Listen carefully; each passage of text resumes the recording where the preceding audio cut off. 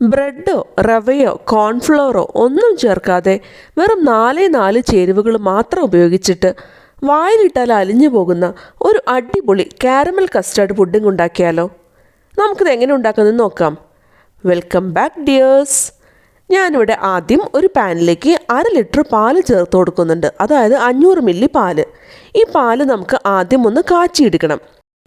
Pudding, ice cream, പായസം അങ്ങനത്തെ ഡിഷസൊക്കെ ഉണ്ടാക്കുമ്പോൾ കാച്ചിയ പാല് ചേർക്കുന്നതായിരിക്കും കുറച്ചും കൂടി നല്ലത് കേട്ടോ. അല്ലാന്നുണ്ടെങ്കിൽ നമ്മൾ പാല് കാച്ചാതെ ഡയറക്റ്റായിട്ട് ചേർക്കുകയാണെന്നുണ്ടെങ്കിൽ ആ പാല് ചീത്തയാണെന്നുണ്ടെങ്കിൽ നമ്മൾ ആ ചെയ്തെല്ലാം വേസ്റ്റായി പോവും. അപ്പോൾ അതിന് വേണ്ടിയിട്ടാണ് ഞാൻ ആദ്യം പാലൊന്ന് കാച്ചിയെടുക്കുന്നത്. അപ്പോൾ പാലൊക്കെ നന്നായിട്ട് തിളച്ച് വരുന്നുണ്ട്. ഇനി നമുക്ക് ഫ്ലെയിം ഒന്ന് ഓഫ് ചെയ്യാം. ഇനി നമുക്ക് ഈ പാലിൻ്റെ ചൂട് നന്നായിട്ട് ആറുന്നത് വരെ ഒരു സൈഡിലേക്ക് ഒന്ന് മാറ്റി വയ്ക്കാം. ആ ഒരു സമയം കൊണ്ട് നമുക്ക് ഈ പുഡിങ്ങിന് വേണ്ട കാരമൽ ബേസ് ഉണ്ടാക്കാം. അതിന് വേണ്ടിയിട്ട് ഞാൻ ഒരു പാനിലേക്ക് 3 ടേബിൾ സ്പൂൺ പഞ്ചസാര ചേർത്ത് കൊടുക്കുന്നുണ്ട്. അത് നമുക്ക് ചെറു തീയിൽ വെച്ചിട്ട് ഒന്ന് ഉരുക്കിയെടുക്കണം. ഇതൊന്ന് ഉരുകി വരാൻ തുടങ്ങുമ്പോൾ നമുക്കൊന്ന് ഇളക്കി കൊടുക്കാം. എന്നിട്ട് ഈ പഞ്ചസാരയൊക്കെ നന്നായിട്ടൊന്ന് ഉരുകി ഒന്ന് കാരമലൈസ് ചെയ്തെടുക്കണം. ഒരു ലൈറ്റ് ഗോൾഡൻ ബ്രൗൺ കളറായിട്ട് വന്നു കഴിഞ്ഞാൽ നമുക്ക് ഫ്ലെയിം ഓഫ് ചെയ്യാം. ഇതിൻ്റെ കളർ ഒരുപാട് മൂത്ത് പോകാതിരിക്കാൻ പ്രത്യേകം ശ്രദ്ധിക്കണം കേട്ടോ. ഈ ഒരു സ്റ്റേജ് എത്തുമ്പോൾ തന്നെ നമുക്ക് ഫ്ലെയിം ഓഫ് ചെയ്യണം.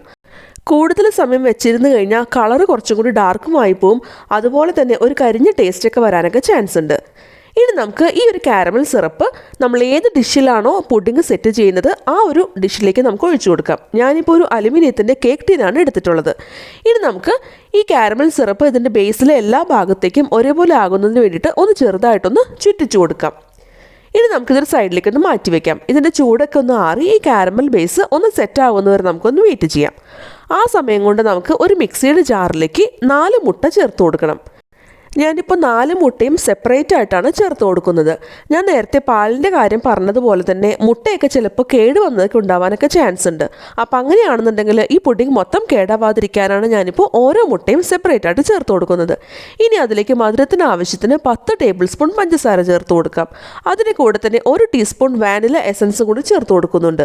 ആ മുട്ടയുടെ ഉളുമ്പ് മണമൊക്കെ പോകുന്നതിന് വേണ്ടിയിട്ടാണ് ഞാനിപ്പോൾ വാനില എസൻസ് ചേർക്കുന്നത്. ഇനി നമുക്കിതെല്ലാം കൂടിയിട്ട് നന്നായിട്ടൊന്ന് ബ്ലെൻഡ് ചെയ്തെടുക്കണം. ഈ ഒരു പുഡിംഗ് ഉണ്ടാക്കാനായിട്ട് നമുക്ക് ഇലക്ട്രിക് ബീറ്ററിൻ്റെ ഒന്നും ആവശ്യമില്ല കേട്ടോ. ഇതുപോലൊരു മിക്സിയുടെ ജാറിൽ നന്നായിട്ട് എല്ലാം കൂടിയിട്ടൊന്ന് മിക്സ് ചെയ്തെടുത്താൽ മതി. ഇപ്പോൾ നമ്മുടെ മുട്ടയും പഞ്ചസാരയും കൂടിയുള്ള മിക്സ് ഇവിടെ റെഡി ആയിട്ടുണ്ട്. ഇനി അതിലേക്ക് നമ്മൾ നേരത്തെ കാച്ചി വെച്ചിട്ടുള്ള പാല് അതിൽ ചൂട് മുഴുവൻ ആറിയതിന് ശേഷം ഒഴിച്ചു കൊടുക്കാം. ചൂടോടുകൂടി ഒഴിച്ചു കൊടുക്കുകയാണെന്നുണ്ടെങ്കിൽ മുട്ടയൊക്കെ പെട്ടെന്ന് വെന്ത് കിട്ടാനൊക്കെ ചാൻസ് ഉണ്ട് കേട്ടോ. അപ്പോൾ അക്കാര്യം ഒന്ന് പ്രത്യേകം ശ്രദ്ധിക്കണം. ഇനി നമുക്ക് വീണ്ടും ഒന്ന് കൂടിയിട്ട് എല്ലാം കൂടിയിട്ടൊന്ന് ബ്ലെൻഡ് ചെയ്ത് എടുക്കണം. അപ്പോഴേക്കും നമ്മുടെ പുഡിങ്ങിൻ്റെ മിക്സ് ഇവിടെ റെഡി ആയിട്ട് വന്നിട്ടുണ്ട്.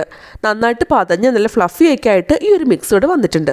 ഈ ഒരു സമയം കൊണ്ട് നമ്മൾ തയ്യാറാക്കി വെച്ചിട്ടുള്ള കാരമൽ സിറപ്പ് സെറ്റായിട്ട് വന്നിട്ടുണ്ട്. നമ്മൾ കൈകൊണ്ട് തൊട്ടൊക്കെ നോക്കുകയാണെന്നുണ്ടെങ്കിൽ എല്ലാം സെറ്റായിട്ടുണ്ടാവും.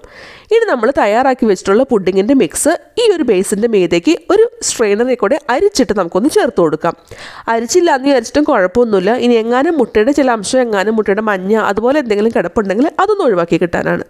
അതുപോലെ പ്രത്യേകം ശ്രദ്ധിക്കേണ്ട ഒരു കാര്യം, നമ്മൾ പുഡിങ് തയ്യാറാക്കാൻ എടുക്കുന്ന ആ ഒരു ടിന്ന് കുറച്ച് ഡീപ്പായിട്ടുള്ള ടിന്നായിരിക്കണം.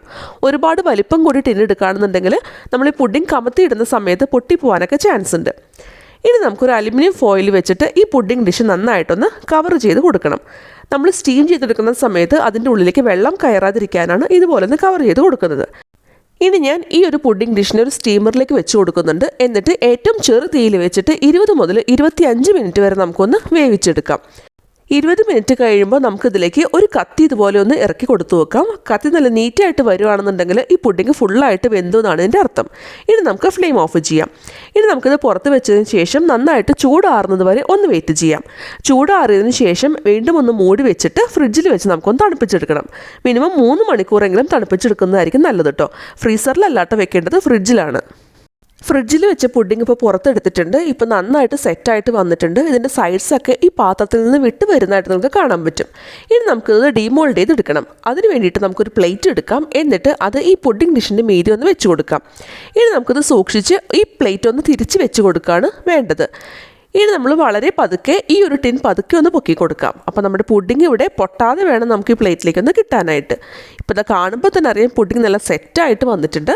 ഇനി നമുക്ക് ഈ പുഡിംഗ് ഒന്ന് മുറിച്ചെടുക്കാം. ഞാനിപ്പോൾ റൗണ്ട് ഷേപ്പിലുള്ള പാനിലാണ് ഈ ഒരു പുഡിംഗ് സെറ്റ് ചെയ്തിട്ടുണ്ടായിരുന്നത്. അത് കാരണം തന്നെ ട്രയാങ്കിൾ ഷേപ്പിലാണ് ഞാനിപ്പോൾ ഇത് മുറിച്ചെടുക്കുന്നത്. നിങ്ങൾക്ക് കാണുമ്പോൾ തന്നെ അറിയാം ഈ പുഡിങ്ങിൻ്റെ ടെക്സ്ചർ നല്ല സ്മൂത്താണ്. എന്നാൽ വായിലിട്ടാൽ അരിഞ്ഞു പോകുന്ന നല്ല ടേസ്റ്റി ആയിട്ടുള്ളൊരു പുഡിങ്ങാണ് കേട്ടോ. ഈ ഒരു ടെക്സ്ചറിൽ വേണം നമുക്ക് ഈ ഒരു പുഡിങ് കിട്ടാനായിട്ട്. പുഡിങ് ഇതുപോലെ ഫ്ലഫി ആയിട്ട് വന്നു കഴിഞ്ഞാൽ ഇത് പെർഫെക്റ്റ് ആയെന്നാണ് ഇതിൻ്റെ അർത്ഥം. മിക്കവരും കാരമൽ കസ്റ്റർഡ് പുഡിങ് തയ്യാറാക്കുമ്പോൾ ബ്രെഡോ റവയോ കോൺഫ്ലോറോ ഒക്കെ ചേർക്കാറുണ്ട്. പക്ഷേ അതൊന്നും ചേർക്കാതെ പാലും മുട്ടയും പഞ്ചസാരയും മാത്രം ചേർത്തിട്ട് ഇതുപോലൊന്ന് പുഡിങ് ഉണ്ടാക്കി നോക്കൂട്ടോ. എല്ലാവർക്കും ഇഷ്ടമാവും. വീണ്ടും അടുത്ത വീഡിയോയിൽ കാണാം. ബൈ.